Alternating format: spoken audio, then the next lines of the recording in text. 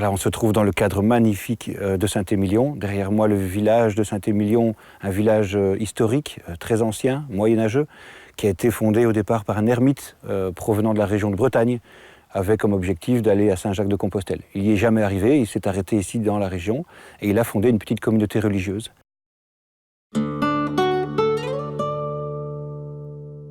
Derrière moi, les parcelles du château Ozone, cru classé de Saint-Émilion.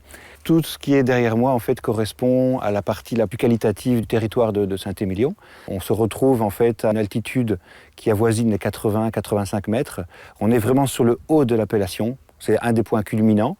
Là se trouve le village de Saint-Émilion. Et puis, tout le socle principal de ce plateau est d'origine calcaire, un calcaire à astérie, comme on appelle, un calcaire très dur, très qualitatif, très ancien, qui donne aujourd'hui les lettres de noblesse au terroir. Et donc, sur ce terroir calcaire, c'est le merlot qui donne les meilleurs résultats. Le merlot apprécie ces zones calcaires, apprécie la richesse en minéral et donne aussi une richesse et une concentration, même en tanin, qu'on ne retrouve pas ailleurs sur les autres appellations. Et puis, vous voyez que derrière moi, il y a ce côté un peu plus pentu. Hein, on se retrouve vraiment avec des coteaux très escarpés par endroits, où on retrouve en fait les grands châteaux de l'appellation. On est sur ce qu'on appelle les coteaux, où en fait les éboulis calcaires vont dévaler le coteau et vont se mélanger à un sol qui est un peu plus argileux. Et donc vous allez avoir un sol qui est bien complexe et qui va offrir en fait une quintessence exceptionnelle à la production de grands vins. Un peu plus bas, sur le bas du coteau, ce qu'on appelle les pieds de côte. Les pieds de côte sont déjà un peu moins calcaires, un peu plus sablonneux, argileux. Et encore une fois, cette combinaison de sol offre des très belles conditions au Cabernet Franc, lui. Hein, donc le Merlot sera plus vers le dessus, le Cabernet Franc un peu plus vers le dessous. Et voilà, la résultante des deux donne la réputation de Saint-Émilion ou le style classique des vins de Saint-Émilion. Et plus en arrière, donc plus vers la Dordogne, qui est derrière moi, dans la vallée, là vous avez donc un sol qui est beaucoup plus plat, constitué d'alluvions relativement récentes apportées par la Dordogne. C'est plus sablonneux, c'est un peu plus limoneux.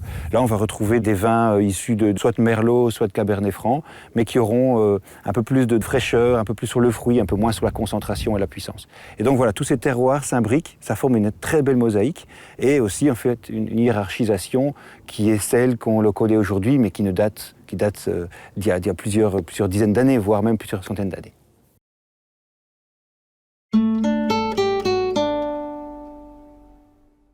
Sinon, quelques chiffres. Saint-Émilion, c'est quoi? C'est 5500 hectares de vignes. C'est 70% de merlot, qui apprécie énormément les terrains calcaires. 25% de Cabernet Franc environ. Idem, c'est un cépage qui aime bien le sol un peu plus frais. Et puis après, derrière, un peu de Cabernet Sauvignon, de l'ordre de 5%. 16% des exportations des vins sont faites sur la Belgique. C'est un très gros marché, le deuxième marché à l'exportation pour la zone.